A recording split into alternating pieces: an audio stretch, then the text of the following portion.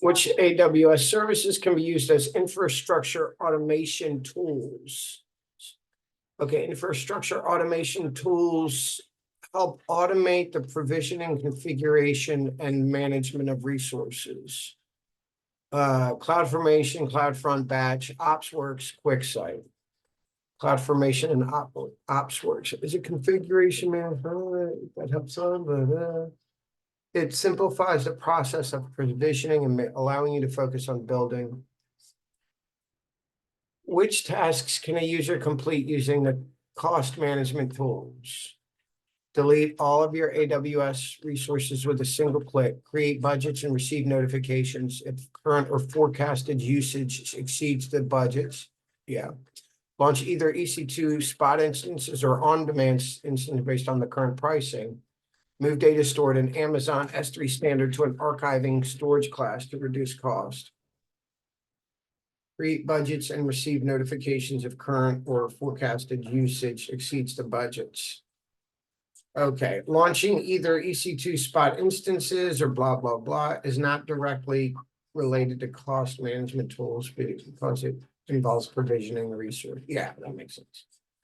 A manager is planning to migrate applications to the cloud and needs to obtain compliance report. How can these reports be generated?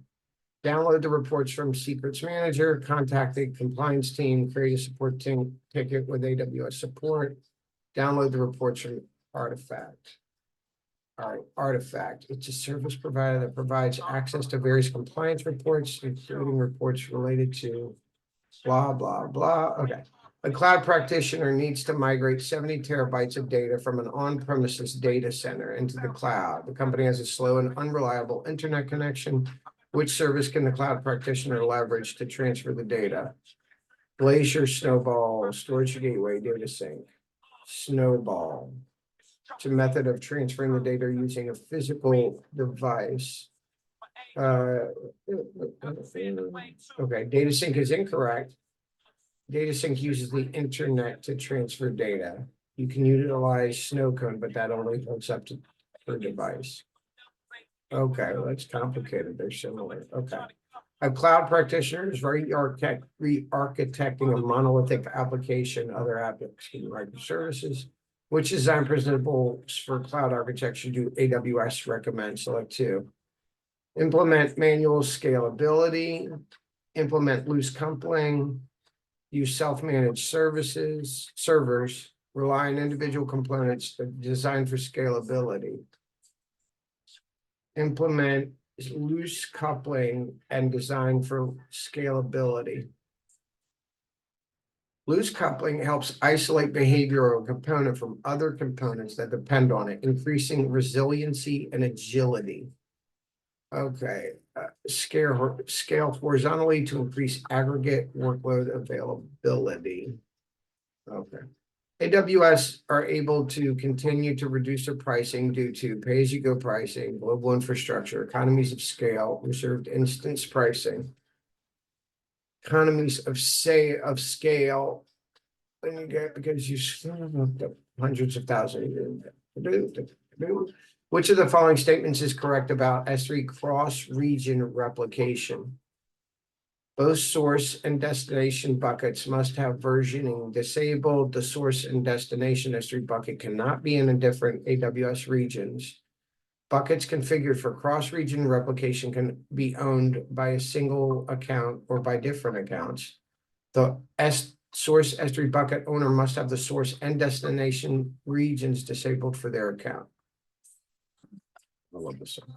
S3 buckets configured for cross-region replication can be owned by a single AWS account or by different accounts. I don't know what this is. I don't know. Which of the following is an advantage for a company running workloads in the AWS cloud versus on-premises? Select two. Less staff time is required to launch new workloads. Increased time to market for new application features. Higher acquisition costs to support elastic workloads. Lower overall utilization of server and storage systems. increased productivity for application development teams. Less staff time is required to launch new workloads, increased productivity for application development teams. Okay, let's do them. Under the AWS shared responsibility model, which of the following is an example of security in the AWS cloud? Managing edge locations, physical security, firewall configuration, global infrastructure. Firewall configuration is an example of security in the cloud. Okay, this is the customer's response. Yeah, not okay. Makes sense.